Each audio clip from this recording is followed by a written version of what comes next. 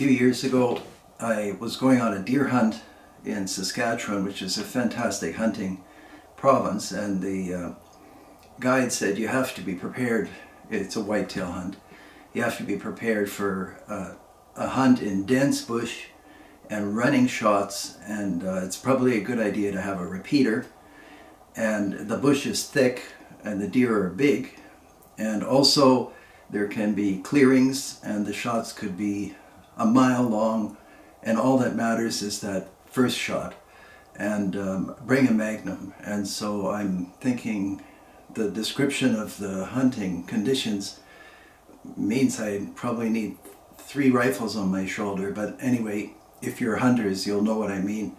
I ended up taking my Sauer 202 takedown at the time. I had 2 barrels, 9.3 by 62, which is probably overpowered, but I like that caliber and I like the rifle.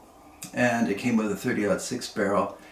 And when we arrived at the hunting area, which was an area called Chesterfield Flats in Saskatchewan, it was full of whitetails. I've never seen that many deer in one area at that time. I guess there's been a winter kill or 2 since then. Anyway, we went out onto the flats. I ended up installing the 30-06 barrel. Naturally, I had both barrels sighted in with separate scopes from memory. And yeah, I got the biggest whitetail deer that I've ever got, which was great. And so when people were asking for a review of the Sauer 202, it was with fond feelings that I thought, I've got to say a few good words about this rifle, because it really is an excellent rifle. But I didn't have one. I sold that 202 takedown foolishly, and a 9.3 by 62 barrel. But 30-06 showed up with a synthetic stock.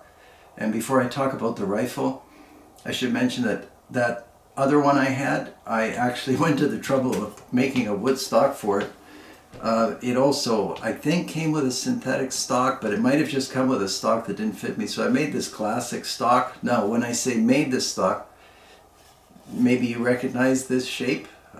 It's actually from a full-length Dakota rifle. Something went wrong. I think the forend or something split on the Dakota, so I just cut it off and fit it for the Sauer.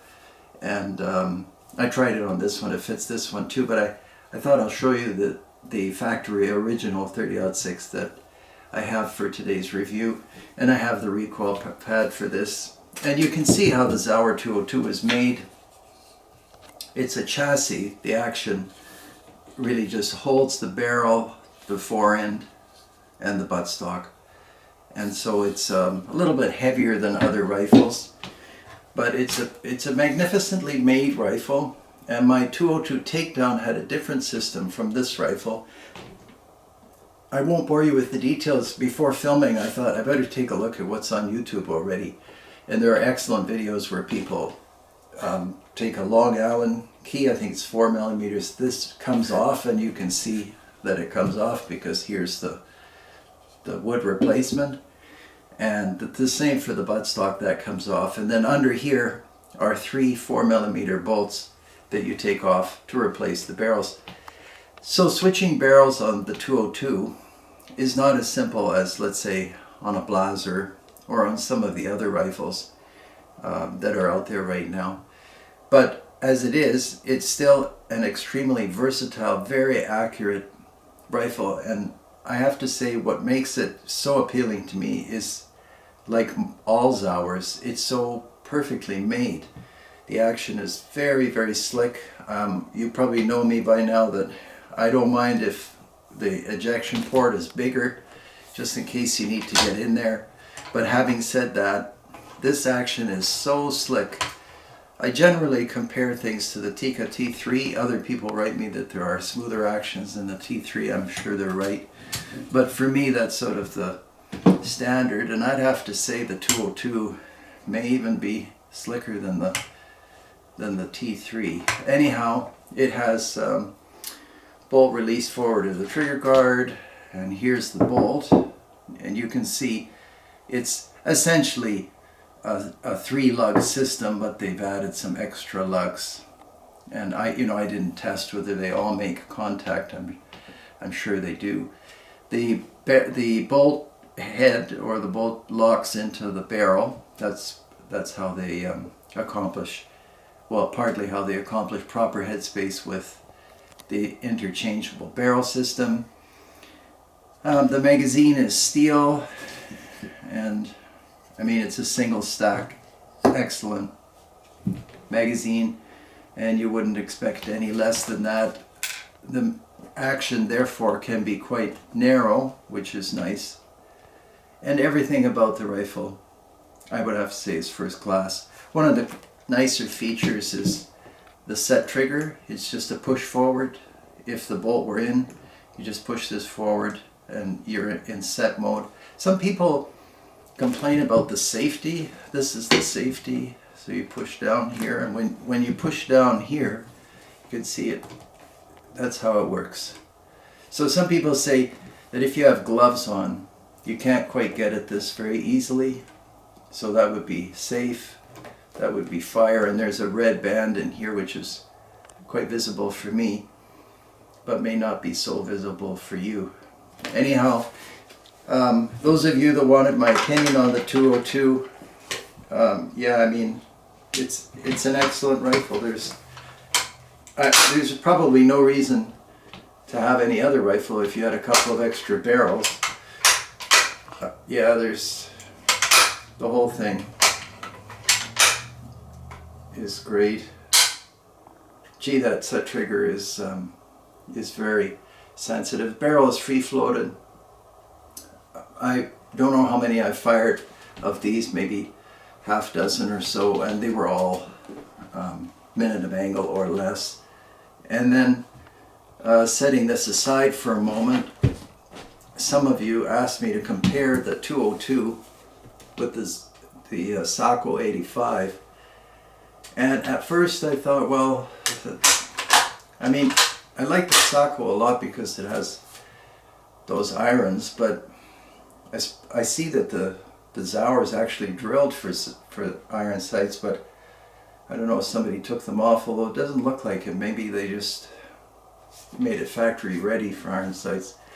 But as I was saying, I looked at everything closely, and the 202, even though it may be cheaper on the used market, this one's flat new. I didn't pay that much for it. I was surprised, but somebody passed away. Anyhow, I would pick the 202 over the Sako. I like the accessibility to the chamber, the bolt, you know, everything works fine, but there's just sort of a step up for the Sauer, which is hard to quantify. But if you handle both rifles, you'll see what I mean. And even the magazines I was looking at, and like, I can't say this is a worse magazine than the 202. It's excellent. The whole rifle is excellent. But you wanted my opinion, so I'd have to pick the Sauer. And maybe it's that deer on the Chesterfield Flats. I don't know. Maybe that's what makes me think fondly of this. Yeah, I mean, this is a very long forend. I don't know why rifle makers do this. If you look at the British rifles, I mean, the forend can usually end somewhere around where the rear sight would be. It gives you a place to actually hold the forend in front of the forend rather than having your hand way out here. But this is kind of halfway between a full stock and a proper forend. Like, who holds the rifle like that? Nobody. Well, maybe somebody. Anyhow, there's my opinion on the Sauer 202. It's been superseded by other models, which I don't have here. Some of them have bolt handles that look like acorns to me. I'm not sure. I was looking at a 100 the other day, Sauer 100, quite nice. I have a hunch that they're derivatives of the 202, but I'd have to study it. And I should mention, some people say it's inferior because it has a two-piece stock. I don't see any evidence, or I haven't heard any of a deficiency because of the two-piece stock. In fact, I like the whole thing. It's complicated because of that takedown feature, but a lot of the European rifles are designed around that takedown feature, which, I don't know, if you have a 30-06, you probably never really need to change barrels. Maybe what I'll do is, for the next video or so, I'll throw on the the wood stock. It takes a very long 4mm Allen key, which I have. I just couldn't find it. Otherwise, I would have fumbled around and put it together. But I think it looks better with the walnut stock. But you know that I generally like wood better than the synthetic stocks. And then, of course, this is Sako, which is just fundamentally a great rifle. And it's shorter, which makes it handier to carry. Anyhow, there are my thoughts. Thank you very much for watching. If you could please support me on Patreon. As you know, YouTube acted against my videos, and my appeals have failed so far. So you'll notice a bit of an edit in this video. We were in the middle of filming about the Sauer 202, and I was just starting to talk about Patreon and so on. And I noticed something in the background. And if you try to make these videos, you'll notice that you're trying to look at the camera, talk to the audience, but there are things going on in the background. Anyway, I've got an amazing studio staff here. The camera operator collapsed, which is nothing to laugh about, just unbelievable dedication. So we took a medical timeout. Everybody's fine. I'm not sure what happened, probably heat or something. But we'll finish up this video. And to finish what I was saying, yeah, please join me on Patreon. The videos I've been making, as you know, have been censored by YouTube, which seems to be common these days. So your help on Patreon is much appreciated. And I didn't tell you about the scope rings and bases on the Sauer 202. These are Leopold quick detachable scope rings. Sometimes after the video I realize I didn't say that, and then people write me. And of course you can see why we need quick release rings, so we can take the scope off and use the iron sights. But there are no iron sights, so I don't know what that is all about. I still can't tell whether they took them off or whether they were never there. But I'll find some and put some irons on there. So that takes care of the Sauer. And then in the background, this one comes complete with everything. And maybe that's why this is such a popular rifle. We talked about the ejection thing and other matters surrounding the Sako 85. So enough on that. Thank you very much for watching. I appreciate your support. I appreciate your reaction to my request for support. Quite a few people did something. I think because they realize that none of this happens at no cost. There's a cost, even time cost, associated with everything. But it's good, so please join me on Patreon, Instagram, and I think the producers have other plans which I can tell you about as they unfold. Thanks again, and if you had any further questions on the 202, I'll be glad to answer, and I'll put a scope on this 202, take it to the range. Put my wood stocks back on. I'm glad I kept them. It looks like nothing to make this, but even though it's kind of an adaptation, to get it to fit right so it doesn't split and so on was a bit of a drill. Anyhow, thanks again, and take care. We'll see you on the next video.